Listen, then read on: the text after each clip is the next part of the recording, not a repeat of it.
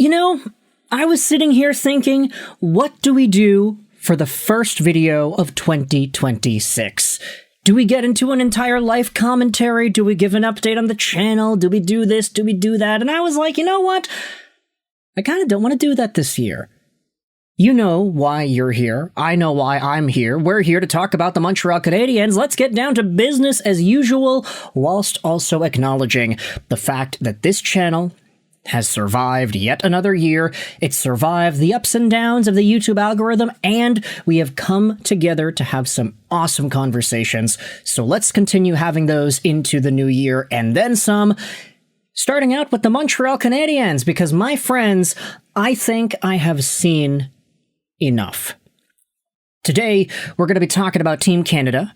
We're going to be talking about multiple versions of Team Canada. We're going to be talking about guys on the team and going into a little bit of a history lesson. How does that sound? Let's start things off by talking about one of the guys on Team Canada at the World Juniors, Michael Hage, my friends. This guy is looking like the best player at the entire gosh darn World Juniors so far. And even though he may not necessarily be number one in points like a certain 2026 draft eligible player is, Michael Hage has still been so dominant, so in control of the play, and a guy that I think is attaining a level that we just didn't really think was possible. Like, yeah, we recognize that he was good and he had these Jack Eichel-like qualities in the NCAA as a Wolverine, and he was skilled, he played with pace, he can move around with the puck, he's shifty, he can score. But at this tournament, Michael Hage is at 8 points in 4 games. So, pretty outstanding production metric right there. As we had mentioned, he's not number one in points. That honor belongs to... Actually, no, he is. Never mind. He's tied for number one in points. It's a 4-way tie right now. At least at the time of recording this audio. By the time the video is up, maybe things have changed. Maybe some other games have been played. But yeah, no, I stand corrected. Hage is tied with McKenna and Perek for first in the tournament in points for Team Canada. And Tomas Sharenko for Slovakia is also dominating things over there. But I think the best way to just show off the level of control and dominance that Michael Hage has been able to put on display is to look at some of the clips. So we can't fully play these because it's copyrighted by TSN, but Nick Suzuki went out there and spoke about how Michael Hage had 3 good scoring chances on the power play. He's dangerous. He's the best player for Canada in this tournament to start things out. And Canadiens Muse went out there and posted the clip, "Hey coach, what should we do on the power play?" And the coach says, "Just give it to number 29. Now, Michael Hage, of course, right-handed shot. He's in the OV spot. First, this clip shows him dangling around the Finnish defender and then getting it back over to the point. Nice little move there. And then Team Canada's game plan is literally just send the puck over to Hage on top on the OV spot and just let him rip it. Now, sure, he didn't score on this individual clip, but he had a number of good looks and he hit a crossbar. So, Michael Hage, even when he is not scoring, he is still looking extraordinarily dangerous. He has been probably the most effective forward for Team Canada, even though you can say Gavin McKenna has been awesome too. Michael Hage is a level above, and now we are starting to see folks all over the Montreal Canadiens beat and people talking about the Canadiens, saying stuff like this. Puck Empire tweeted this out, "Tired. The Habs need to acquire a 2C for the playoff run this year." Wired. Michael Hage will be the Canadiens' 2C for their playoff run this year. That is an idea that I think is not impossible.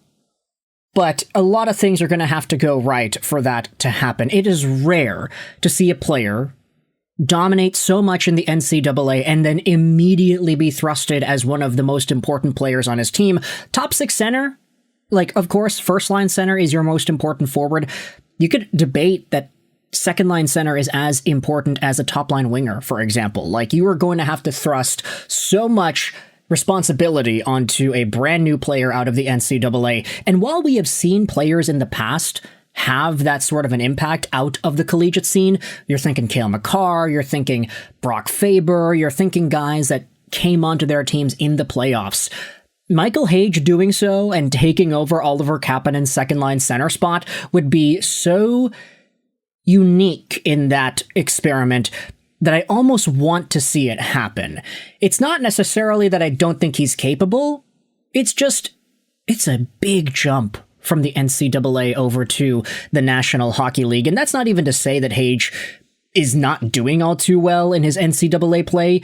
Yes, he's a double point per game player in the World Juniors, but he's at 28 points in 20 games this year with the Wolverines. That's fine. That is still a very worthwhile player that can probably play in the NHL if he were forced to at the moment. But give this guy some time, let him continue to dominate. I just want to check right here. Where is Hage in terms of NCAA overall points? Okay.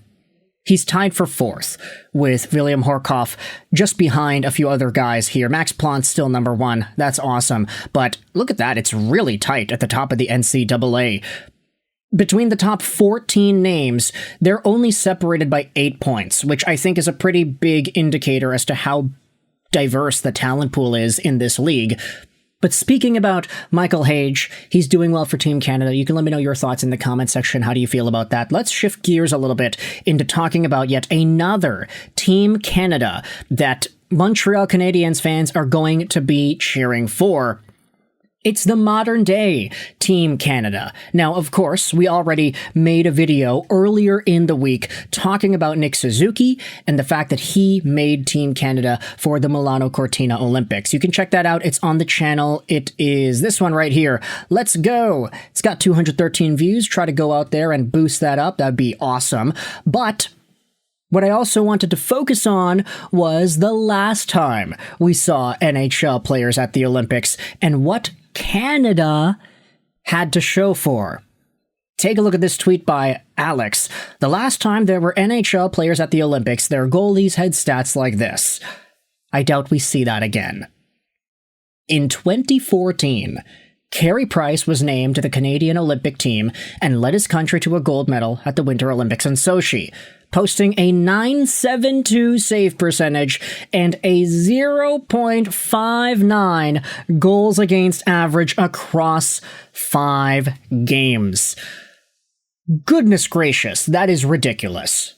Now, if only a Jordan Binnington can go out there and do that same thing, right? Who knows? Maybe it's him, maybe it's Logan Thompson, maybe it's Darcy Kemper. But the Canadian goaltending story in 2014 gets even crazier when you acknowledge that, yeah, his backup was literally Roberto Luongo. So that just goes to show you how much of a goalie factory Canada used to be, even with the Fleuries and the Brodeurs and all of them. Speaking about goaltenders on Canada, there was a graphic that RDS posted on Instagram that I thought was absolutely insane. We're going to go out there and look at this here to end off this video. Take a look at this. It's a picture of Sammy Montembeault. He's there. He's got the towel over his head. He's chilling. And the caption reads this. This is the first time since 1952 that no Quebecois players are going to be on the Canadian Olympic team. And they just had to go out there and put a picture of Sammy Montembeault as the highlight. Like, dude, come on. That's so savage. You don't gotta put the guy on blast here. It's like, oh yeah, we're gonna painfully acknowledge the fact that Sammy Montembeault did not get selected for Team Canada because he got played off of the team. The guy was in the AHL, so yeah, of course Canada's not gonna take him, even though there was Four Nations face-off hype back in February. Total savage move. Come on, RDS. Why'd you gotta do Sammy Montembeault like that? But yeah, no, interesting stat, right? The first time since the 50s that no Quebecois players are on Team Canada at the Olympics. With that being said, though, Nick Suzuki is on Team Canada, so I guess we can hang our hats on that if we're Montreal Canadiens fans. Am I right? Happy New Year to all of y'all watching this video. We're going to try to get more videos that people actually want to watch this time around onto the channel, because it doesn't seem like I've been doing a lot of that lately, so My bad. We'll try to amp up the production value here shortly. But for now, let me know your thoughts in the comment section below about the Canadiens, the Olympics, Canada, Hage, Suzuki, Montembeault, Price, and more. I hope you enjoyed this video. Scrolls 99. And bye.